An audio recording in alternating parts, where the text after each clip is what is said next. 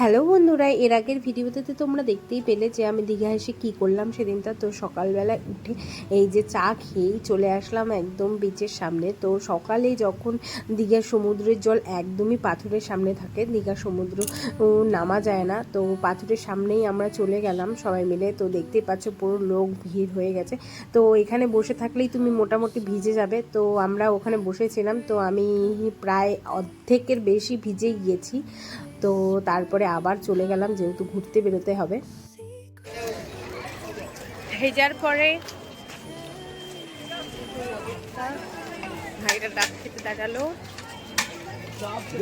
চারদিকে অনেক খাবারের দোকান, কালকে যেহেতু বৃষ্টি ছিল। আমরা এখন হোটেল থেকে বেরোচ্ছি।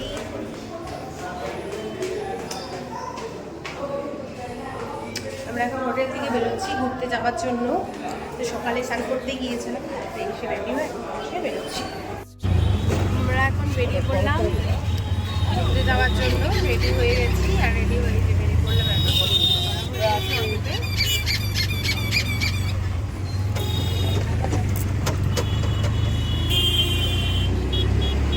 সাথে। যখন গেছিলাম গোয়া তখন দেখিয়েছিলাম এইখানে কাজু বাগান ভর্তি। তো এখানেও কাজু বাগান আছে, কিন্তু এখানে কাজু এখনো ফল হয়নি, তো এখনো ছোট জাস্ট মুকুল এসছে।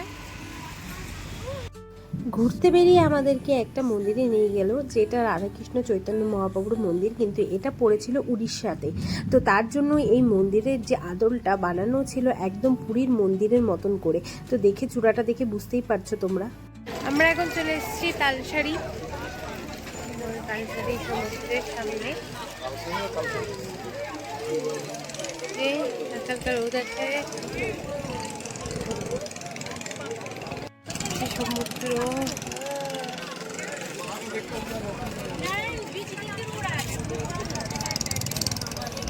মাটির জিনিস ছিল, তার মধ্যে এত জিনিস নিয়ে নিয়েছি।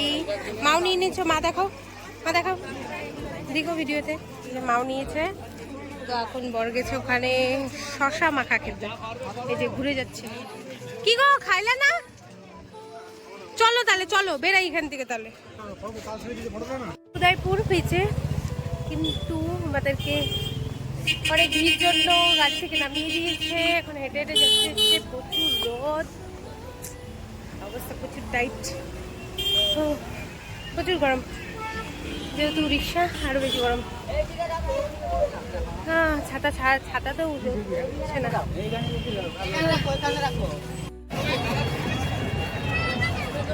বন্ধুরা, তো তোমাদের সাথে একটা নতুন জিনিস শেয়ার করছি।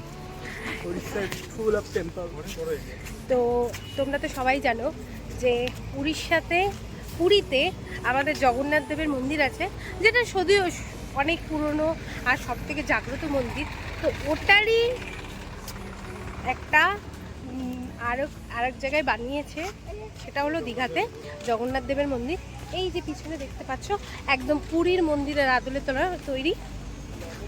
তো আমরা সেটাই দেখতে এসেছি, যেহেতু এখনো উদ্বোধন হয়নি, তো তার জন্য ভিতরে ঢোকা যাবে না।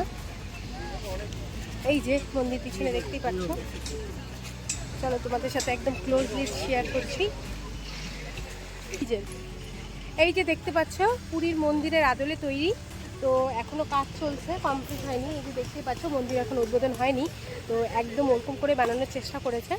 যাই হোক, পুরীর মন্দিরের আলাদাই বিশেষত্ব, সেটা নিয়ে আমরা যাচ্ছি না।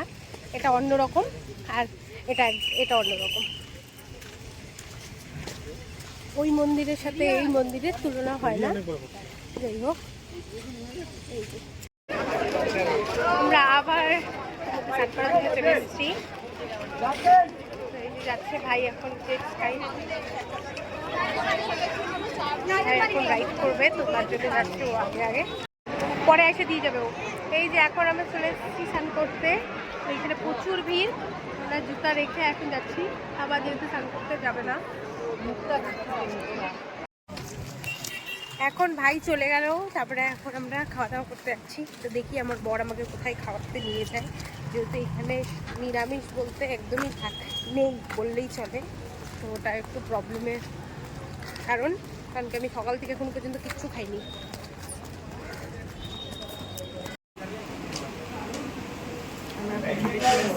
আমরা খেতে, কিন্তু কখনো খাওয়ানো পাওয়া যাচ্ছে না, তাই আমরা চলে এসেছি দেখাই যাচ্ছে না।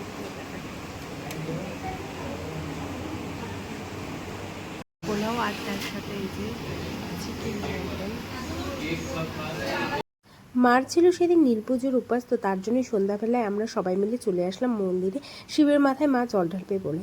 তো আমাদের যেই ভ্যানে করে এসেছিলাম, ভ্যানের কাকুটাই আমাদেরকে এই মন্দিরের দর্শন করালো, যেহেতু একদম সামনেই ছিল। তো তারপরে আমরা পুজো দিয়ে আবার চলে গেলাম হোটেলের দিকে, মাকে তার মাঝখানে কিছু খাইয়ে দিলাম। আমরা এখন যে সমুদ্রের পাড়ে বসে আছি, আর এই যে পেয়ারা মাখা নিয়ে আসছি।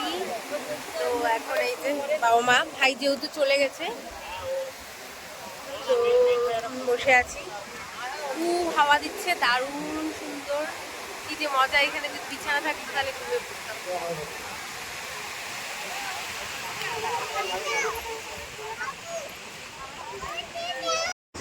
সে মা নিয়ে এসছে মিষ্টি, আমি খাচ্ছি বসে বসে। সকাল সকাল ঘুম থেকে উঠেই আমরা চলে আসলাম বাস স্ট্যান্ডে, যেখান থেকে বাস ধরে আমরা বাড়ির উদ্দেশ্যে রওনা হব। তো সকাল সকাল চলে এসেছি, যেটা একদম হোটেলের পাশেই ছিল, বেশি দূরের দূরত্বও না।